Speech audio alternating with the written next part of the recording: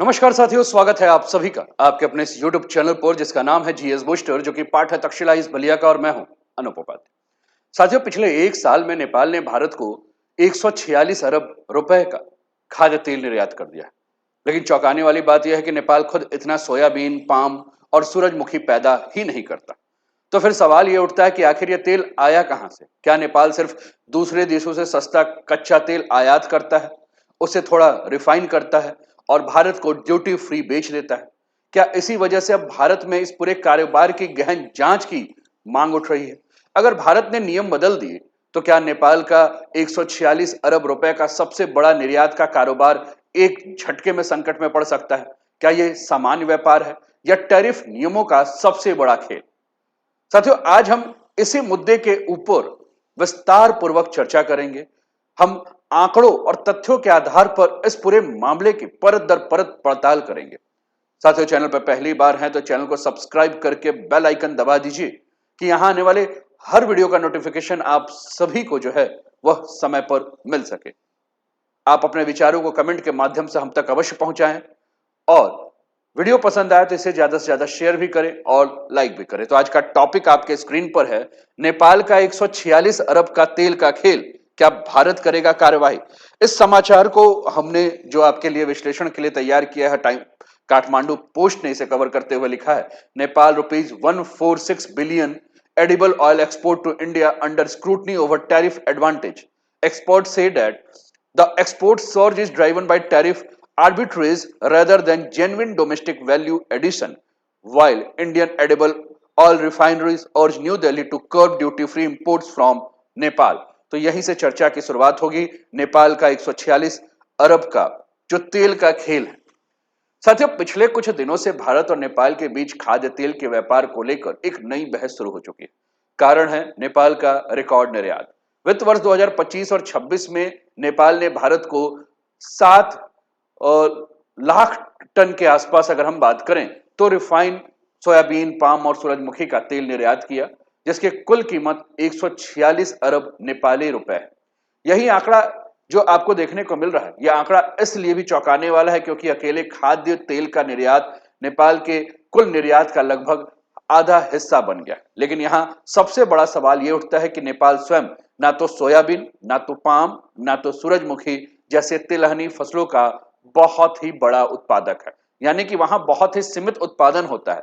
यानी जिस देश के पास पर्याप्त मात्रा में कच्चा माल ही नहीं है, वह इतने बड़े पैमाने पर रिफाइंड खाद्य तेल का निर्यात कैसे कर रहा है? और इसी सवाल ने विशेषज्ञों और उद्योग संगठनों का ध्यान अपनी ओर खींचा है। विशेषज्ञों का कहना है कि नेपाल बड़े पैमाने पर अर्जेंटीना, ब्राजील, इंडोनेशिया, मलेशिया और यूक्रेन जैसे देशों से कच्चा खाद्य तेल आयात कर रहा है। इसके बाद नेपाल उसे कच्चे तेल को अपने यहां रिफाइन कर रहा है और रिफाइन करने के बाद फिर तैयार रिफाइंड तेल को भारत भेज दे रहा है। यानी नेपाल स्वयं कच्चे तेल का उत्पादक नहीं है, बल्कि मुख्य रूप से उसका आयात करके उसे प्रोसेस करके भारत में निर्यात कर रहा है। और यहीं से पूरा का पूरा विवाद जो है वो शुरू हो रहा है। साथियों, नेपाली विदेशी मुद्रा खर्च करके तीसरे देश से कच्चा तेल खरीदता है, जबकि भारत को तैयार तेल बेचकर भारत रुपए अर्जित कर रहा है। दूसरी ओर भारत के खाद्य तेल उद्योग का कहना है कि नेपाल से आने वाला शुल्क मुक्त रिफाइंड तेल भारतीय रिफाइनरिंग उद्योग के लिए कंपटीशन को और ज्यादा कठिन बना रहा है। और इसी बढ़ती चिंता के बीच भारत के प्रमुख उद्योग संगठन Indian vegetable oil producer association यानी कि आईवीपीए ने भारत के वाणिज्य मंत्री पीयूष गोयल को पत्र लिखकर इस पूरे मामले में हस्तक्षेप करने की मांग की। एसोसिएशन ने यह भी कहा है कि नेपाल से शुल्क मुक्त रिफाइंड खाद्य तेल का तेजी से बढ़ता आयात भारत की वरीयता प्राप्त व्यापार व्यवस्था पर गंभीर सवाल खड़ा कर रहा है। यानी यह मामला केवल खाद्य तेल के व्यापार तक सीमित नहीं है साथियों। अब यह भारत नेपाल व्यापार संबंध, क्षेत्रीय व्यापार समझौता और दोनों देशों के आर्थिक नीतियों से जुड़ा एक महत्वपूर्ण मुद्दा बन चुका है। अब सबसे बड़ा सवाल यह है कि आखिर नेपाल को ऐसा कौन सा व्यापारिक लाभ मिल रहा है जिसके वजह से वो दूसरे देशों से कच्चा तेल खरीद कर भी भारत के बाजार में इतनी बड़ी मात्रा में रिफाइंड तेल बेच रहा है। और इसी सवाल का जवाब समझने के लिए हमें समझना होगा कि टैरिफ आर्बिट्रेज क्या होता है। तो चलिए इस पर भी हम आगे बढ़ते हैं और इसे भी हम समझते हैं। तो भारत क्यों हुआ है अलर्ट और किस प्रकार से नेपाल ने 146 अरब डॉलर जो है वो कैसे भारत से कमाया है? ये अर्जेंटीना, ब्राजील, इंडोनेशिया और मलेशिया से तेल को मंगा के जो है ये लाभ कमा रहा है। साथियों, अभी तक हमने समझा कि भारत में नेपाल से खाद्य तेल निर्यात होकर आ रहा है और इस पर एक सवाल उठ रहा है। लेकिन अब सबसे महत्वपूर्ण प्रश्न यह है कि नेपाल 146 अरब का यह कारोबार करता कैसे है। और इस पूरी प्रक्रिया को अगर बहुत आसान भाषा में अगर आप समझेंगे तो इसके 3 बड़े स्टेज आपको समझना है। सबसे पहला स्टेज यह है कि नेपाल स्वयं बड़ी मात्रा में सोयाबीन, पाम, सूरजमुखी का खेती तो करता नहीं है, इसलिए उसकी तेल जो है वह जो भी आपको मिल रहा है वो दुनिया के अलग अलग देशों से कच्चा खाद्य तेल, जिसको कि हम क्रूड एडिबल ऑयल कहते हैं, वो खरीद रहा है। सोयाबीन का कच्चा तेल मुख्य रूप से अर्जेंटीना और ब्राजील से आता है। पाम तेल का अधिकांश आयात इंडोनेशिया, मलेशिया और थाईलैंड से होता है। वहीं सूरजमुखी के कच्चा तेल मुख्य रूप से अर्जेंटीना और यूक्रेन से खरीदा जा रहा है। पिछले वित्त वर्ष में नेपाल ने कुल 1.01 मिलियन टन कच्चा तेल आयात किया, जिसकी कीमत 168.27 अरब नेपाली रुपए थी। दूसरा जो स्टेज है साथियों वो ये है कि नेपाल इनको रिफाइनरियों में इस कच्चे तेल को प्रोसेस करके उसे उपभोग योग्य रिफाइंड तेल में बदलता है, और यही वो प्रक्रिया है जिसके कारण उत्पाद का स्वरूप बदल जाता है और उसे तैयार खाद्य तेल के रूप में बाजार में बेच रहा है। इसके बाद आता है तीसरा और सबसे महत्वपूर्ण चरण। नेपाल इस रिफाइंड तेल का अधिकांश हिस्सा अपने घरेलू बाजार में नहीं बेच रहा है। कारण यह है कि नेपाल का घरेलू बाजार इतना बड़ा नहीं है, इतनी विशाल मात्रा में खाद्य तेल की खपत वहां नहीं हो सकती। इसी वजह से अधिकांश उत्पादन सीधे भारत भेज दिया जाता है। वित्त वर्ष 2025-26 में नेपाल ने भारत को लगभग 7 लाख टन रिफाइंड खाद्य तेल का निर्यात किया, जिसकी कुल कीमत 146 अरब नेपाली रुपए जो है वह थी, और यह निर्यात में सबसे बड़ा हिस्सा रिफाइंड सोयाबीन तेल का था। इसके अलावा पाम तेल के निर्यात में भी 253% से अधिक की वृद्धि दर्ज की गई, जबकि सूरजमुखी के तेल के निर्यात में गिरावट जो है वो देखने को मिली। सबसे दिलचस्प बात यह है साथियों कि नेपाल इस व्यापार से केवल निर्यात ही नहीं कर रहा, बल्कि कच्चे तेल के आयात पर सरकार को सीमा शुल्क और अन्य शुल्क से भी राजस्व प्राप्त हो रहा है। अगर इसे बहुत उदाहरण के रूप में बहुत आसान भाषा में आप समझना चाहें तो आप ये समझ सकते हैं कि कच्चा सोयाबीन तेल के आयात से नेपाल सरकार को 5.63 अरब नेपाली रुपए, कच्चे पाम ऑयल से 1.22 अरब नेपाली रुपए और कच्चे सूरजमुखी के तेल से 3.56 अरब नेपाली रुपए का राजस्व प्राप्त हो रहा है। यानी यह व्यापार केवल निजी कंपनियों तक सीमित नहीं है, बल्कि सरकार के राजस्व से भी जुड़ा हुआ मामला है। लेकिन अब सबसे बड़ा सवाल यह है कि यदि नेपाल कच्चा तेल विदेशों से खरीद रहा है, भारत को तैयार तेल बेच रहा है, तो उससे आर्थिक लाभ आखिरकार कहां मिलता है? क्या वह केवल रिफाइनिंग करके इतना बड़ा मुनाफा कमा रहा है, या इसके पीछे कोई और भी वजह है? और यही एक शब्द आ जाता है जो कि आर्थिक अवधारणा से, इकोनॉमी से जुड़ा हुआ है, और वो है आर्बिट्राज, टैरिफ आर्बिट्राज। अब हम जानेंगे कि ये टैरिफ आर्बिट्राज है क्या। साथियों, जैसे कि अभी हमने चर्चा किया और हमने कहा कि नेपाल तीसरे देश से कच्चा खाद्य तेल आयात करता है, उसे रिफाइन करता है और फिर भारत में निर्यात करता है। अगर कच्चा तेल भी बाहर से खरीदना पड़े, रिफाइनिंग भी करनी पड़ी, परिवहन का खर्च भी है, तो नेपाल को फायदा कैसे हो रहा है? साथियों, आसान भाषा में समझे तो टैरिफ का मतलब होता है आयात पर लगाए जाने वाला सीमा शुल्क, यानी कि इंपोर्ट ड्यूटी। और आर्बिट्रेज का अर्थ होता है दो अलग अलग बाजारों के नियमों के बीच मौजूद मूल्य या लागत की अंतर का लाभ उठाकर व्यापार करना।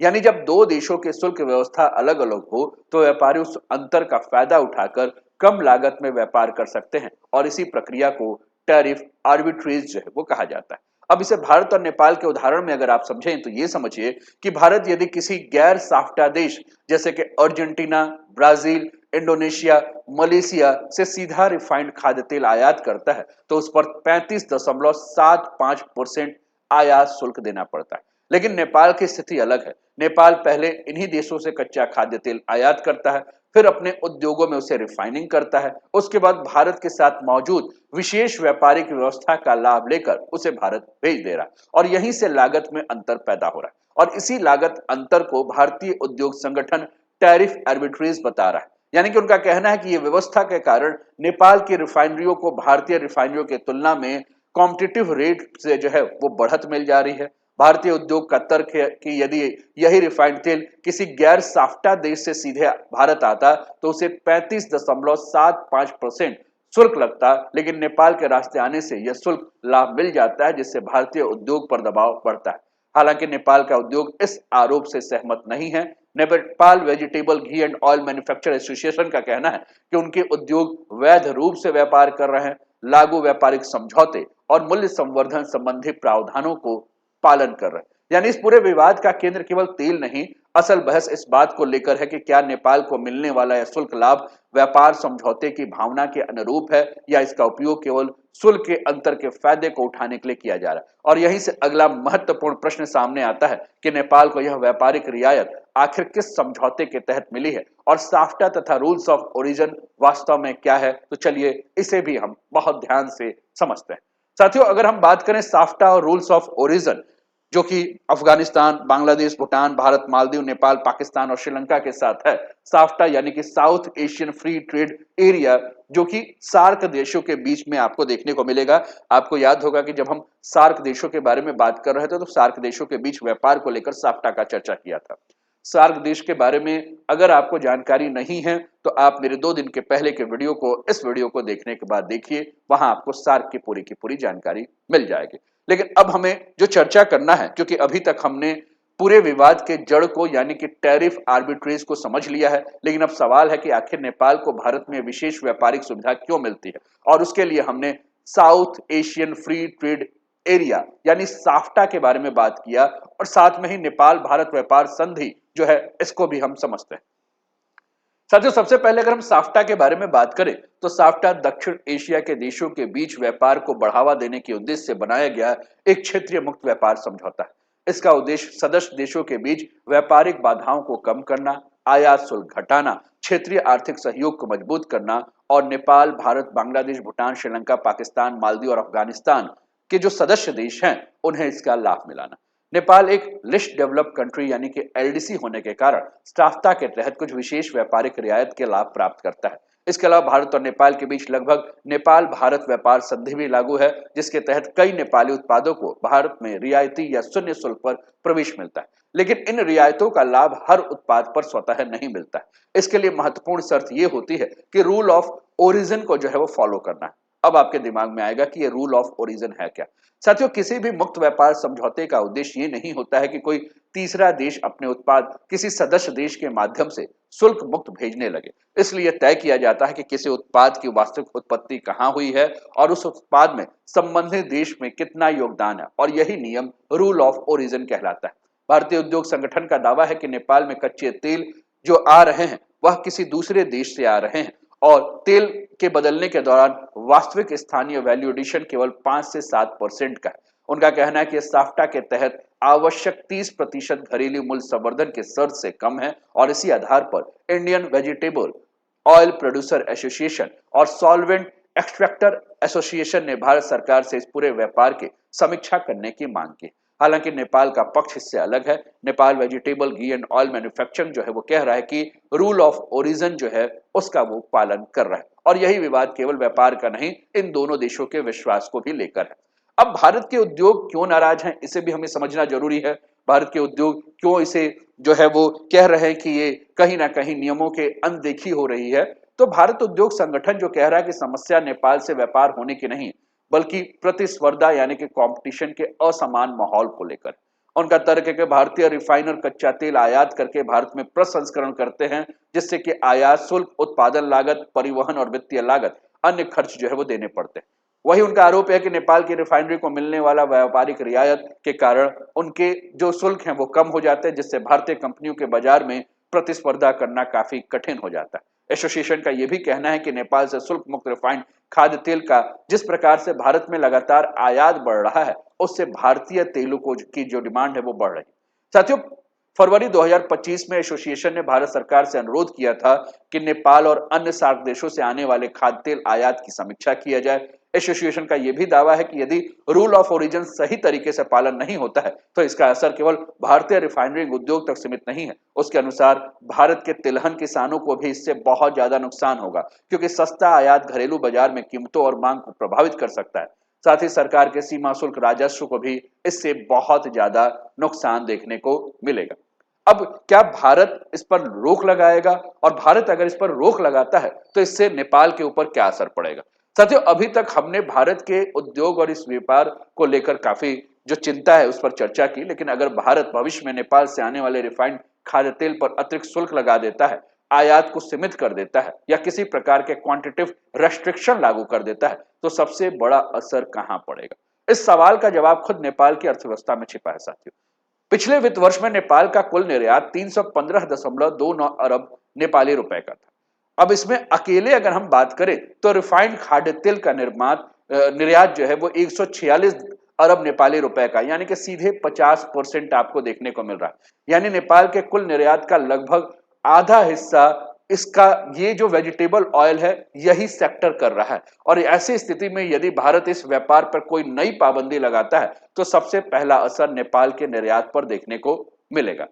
साथ में अगर हम बात करें साथियों तो नेपाल हर साल बड़ी मात्रा में कच्चा तेल आयात करता है और इसी आयात से सरकार को सीमा शुल्क और अन्य शुल्क के रूप में राजस्व मिलता है। यदि रिफाइंड तेल पर निर्यात घटता है तो कच्चे तेलों का आयात भी कम हो सकता है, जिसका सीधा असर सरकारी आय पर पड़ सकता है। दूसरा असर उद्योग पे पड़ेगा। Nepal vegetable ghee and oil manufacturing association के अनुसार देश में 27 खाद्य तेल निर्माण इकाइयां संचालित है जो प्रत्यक्ष या अप्रत्यक्ष रूप से 15,000 लोगों को रोजगार दे रही है।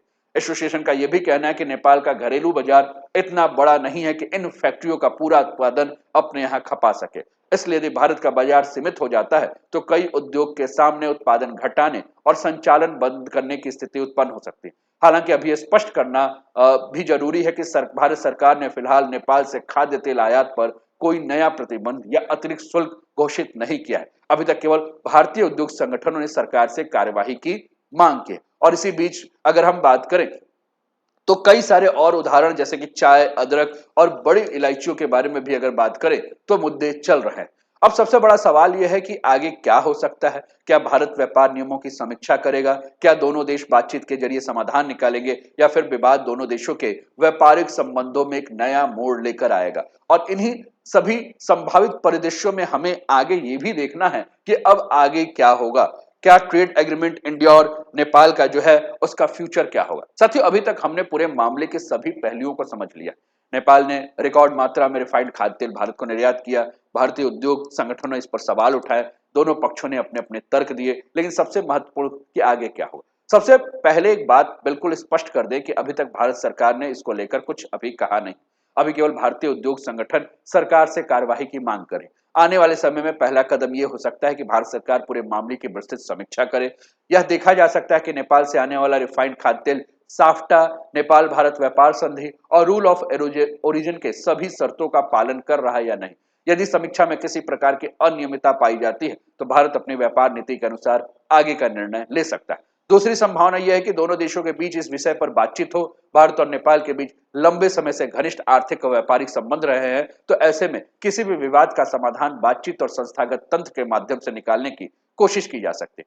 तीसरी संभावना यह है कि नेपाल की अर्थव्यवस्था जो जुड़ी हुई है। कई अर्थशास्त्रियों का मानना है कि किसी एक उत्पाद पर अत्यधिक निर्भर रहना लंबे समय तक जोखिम पैदा कर सकता है। यदि भविष्य में व्यापारिक नियम बदलते हैं तो निर्यात पर तत्काल प्रभाव पड़ सकता है। और इसी कारण विशेषज्ञ सुझाव दे रहे हैं कि नेपाल को ऐसे उत्पादों के निर्यात को बढ़ावा देना चाहिए जिनका वास्तविक उत्पादन देश के भीतर हो रहा है, जैसे कि चाय, अदरक और बड़ी इलायची। और इन उत्पादों में स्थानीय किसानों की भागीदारी अधिक है। इन्हें अधिक टिकाऊ निर्यात का आधार माना जाता है। यानी ये पूरा का पूरा मामला केवल खाद्य तेल तक सीमित नहीं है। यह दक्षिण एशिया में व्यापारिक समझौते, शुल्क नीति, घरेलू उद्योग, मूल्य संवर्धन और आर्थिक हितों के बीच संतुलन का एक महत्वपूर्ण उदाहरण। अब सबकी निगाहें भारत सरकार के अगले कदम पर होगी कि क्या यह मौजूद व्यवस्था जारी रहेगा, क्या व्यापारिक नियमों की समीक्षा होगी, दोनों देश मिलकर कोई समाधान निकालेंगे। इन सवालों के जवाब आने वाले समय में आधिकारिक निर्णयों के साथ सामने आएंगे। और जैसे इस मामले में कोई नया कार्यवाही फैसला होता है, आधिकारिक अपडेट आएगा तो हम उसका भी तथ्यात्मक विश्लेषण आपके सामने लेकर जरूर आएंगे। तो साथियों अभी तक हमने जो पूरा चर्चा किया, अब इस चर्चा के अगर कंक्लूजन पर अगर हम जाएं, निष्कर्ष पे जाएं, तो हम ये कह सकते हैं कि भारत सरकार ने नेपाल खाद्य तेल आयात पर कोई नया प्रतिबंध तो नहीं लगाया है। अभी केवल भारतीय उद्योग संगठन ने इसकी मांग उठाई है। आगे क्या फैसला होगा भारत सरकार की आधिकारिक नीति और दोनों देशों के बातचीत के ऊपर निर्भर करता है। उम्मीद करता हूं कि आपको ये पूरा का पूरा तथ्यात्मक विश्लेषण समझ में आया होगा। और कैसा लगा सेशन ये आप कमेंट के माध्यम से जरूर बताएं। और अभी तक चैनल को सब्सक्राइब नहीं किया, सब्सक्राइब कर दीजिए। अपने विचारों को कमेंट के माध्यम से हम तक भेजें, लाइक और शेयर भी कर दीजिए। अपना ध्यान रखिए, स्वस्थ रहिए, मस्त रहिए, तंदुरुस्त रहिए, हंसते खेलते मुस्कुराते हुए जीवन का आनंद लीजिए। जय हिंद, जय भारत।